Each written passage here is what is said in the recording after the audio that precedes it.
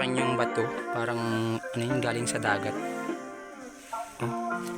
Ito po siguro ang magandang gawing ano, yung pang ano sa bahay, yung dinurog-durog. Pero wag po, baka tayo ay may magalit dito. Para siyang ano, galing dagat yung coral. Sobrang tataas ng mga puno dito. Anong bato?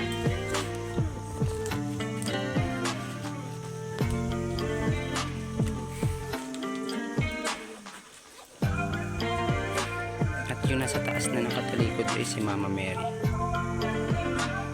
Yung karamdam ko yawawi na tayo ay naka-achieve ng goal. Lamig kaayo. Tabi-tabi po ulit.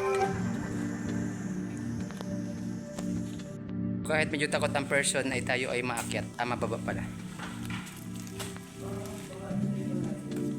Kailangan ko pala ng ano, cellphone holder. Mag-ingat po kayo madalas. Mag-ingat po kayo, mahawak po kayo sa ano, tuod.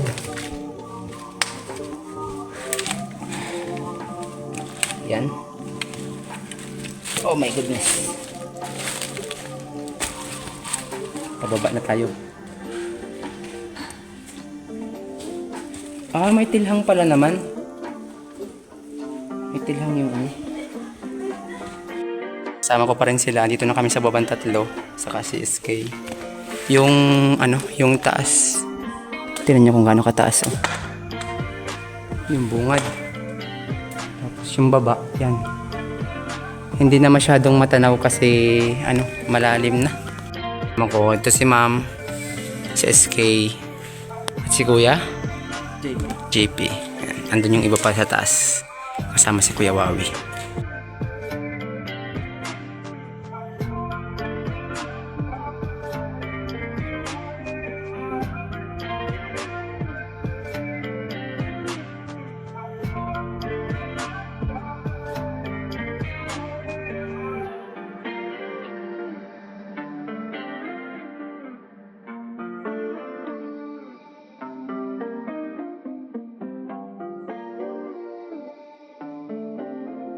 Yan guys, pauwi na kami.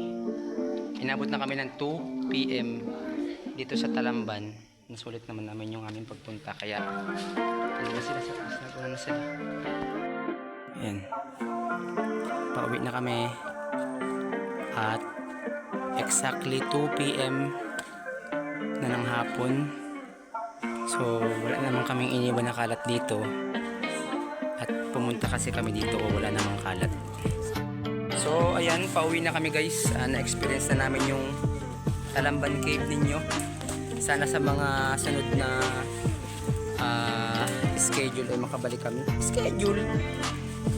So ayan, para sa akin sobrang ganda dito sa Talamban. Bukod sa sobrang lamig sa loob, ay mababait yung ating mga tour guide, lalong-lalo na si SK Mirones. Yan. At syempre si Kuya Wawi, shout out nga ni pala kay Kuya Wawi na nag-invite sa akin at sulit naman yung punta ko dito sa Talamban Cave. Kaya kung kayo ay walang mapuntahang lugar na maganda, try nyo tong Talamban. So that's all for today's video and bye bye.